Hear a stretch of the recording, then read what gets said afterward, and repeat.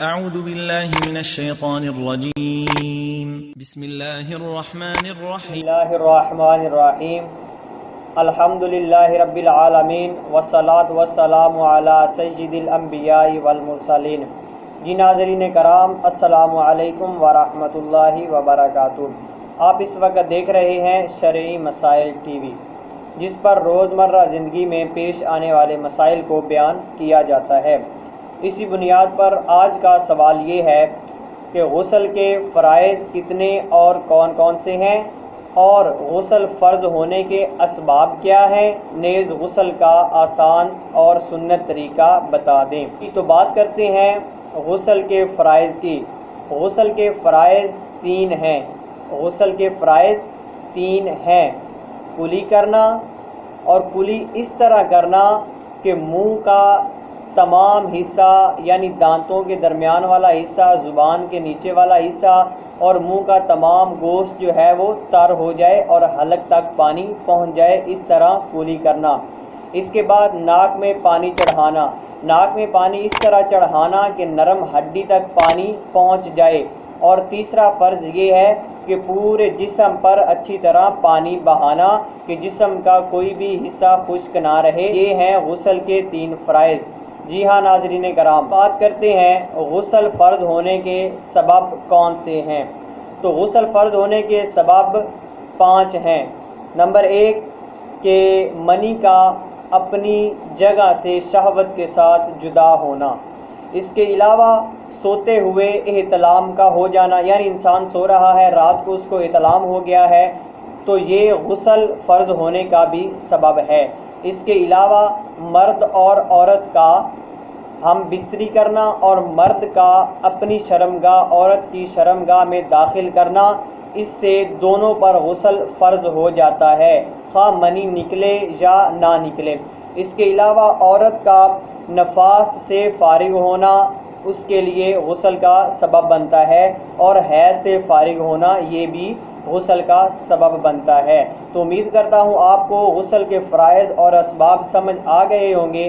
اب بات کرتے ہیں غسل کا طریقہ کیا ہے۔ جی ناظرین، تو غسل کا آسان اور سنت طریقہ یہ ہے کہ غسل کرنے والا پانی کا برتن جو ہے اسے آپ اپنی سیدھی جانب رکھیں اور 3 بار اپنے ہاتھ دھوئیں، اور اس کے بعد پھر استنجا کرنے کے بعد یہ دیکھیں اگر تو جسم پر نجاست ہے تو آپ نجاست کو اچھی طرح پانی کے ساتھ دھو لیں، اور اس کے بعد جس طرح نماز کے لیے وضو کرتے ہیں ویسا وضو کریں، اور وضو کرنے کے بعد سر پر 3 مرتبہ پانی بہائیں، پھر 3 مرتبہ دائیں کندھے پر اور 3 مرتبہ بائیں کندھے پر پانی بہائیں، پھر جسم کو آگے پیچھے سے اچھی طرح ملیں۔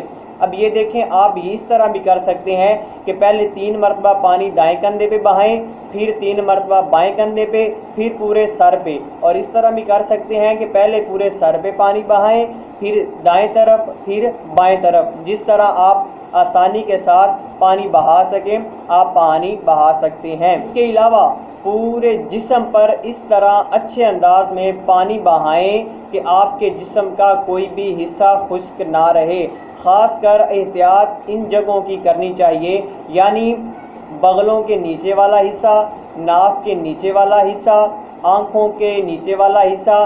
اپنے ناک کو اچھی طرح پانی کے ساتھ دھوئیں، یعنی ہر جگہ پر اس اچھے انداز کے ساتھ پانی بہائیں کہ جسم کا کوئی بھی حصہ خشک نہ رہے۔ اور یہ خیال ضرور رکھنا کہ اگر غسل کے دوران ایک بال کے برابر بھی آپ کے جسم کا حصہ خشک رہ گیا تو غسل نہیں ہوگا، آپ پاکی حاصل نہیں کر سکتے اس وقت جب تک وہ حصہ جو خشک ہے وہ دھو نہ لیں، اور پاکی اس وقت ہی حاصل ہوگی جب آپ مکمل طور پر اپنے جسم پر پانی بہا سکیں گے، اپنے جسم کو اچھی طرح دھو سکیں گے، تو ہی غسل جو ہے وہ مکمل ہوگا۔ اگر آپ اس طرح غسل نہیں کریں گے، یعنی آپ کے جسم کا کوئی حصہ خشک رہ جائے گا، مثلا کچھ لوگوں کے بال بڑے بڑے ہوتے ہیں، وہ جلد بازی میں جب غسل کرتے ہیں تو ان کے بال اوپر سے تو پانی کے ساتھ بھیگ جاتے ہیں، لیکن اس کی جڑیں جو ہیں وہ خشک رہ جاتی ہیں۔ بعض کی جن کی داڑھی ہوتی ہے وہ اس انداز میں جلدی جلدی دھوتے ہیں کہ داڑھی کے اوپر سے پانی بہہ کر نیچے گر جاتا ہے اور داڑھی یعنی جلد تک پانی نہیں پہنچتا۔ یہ خیال رکھیں کہ سر ہو یا داڑھی ہو، جلد تک پانی پہنچانا بھی فرض ہے، یعنی جسم کا ہر حصہ پانی کے ساتھ دھونا یہ فرض ہے۔ اگر آپ اس طرح ادا نہیں کریں گے تو آپ کا غسل نہیں ہوگا، آپ ویسے کے ویسے ہی ناپاک رہیں گے۔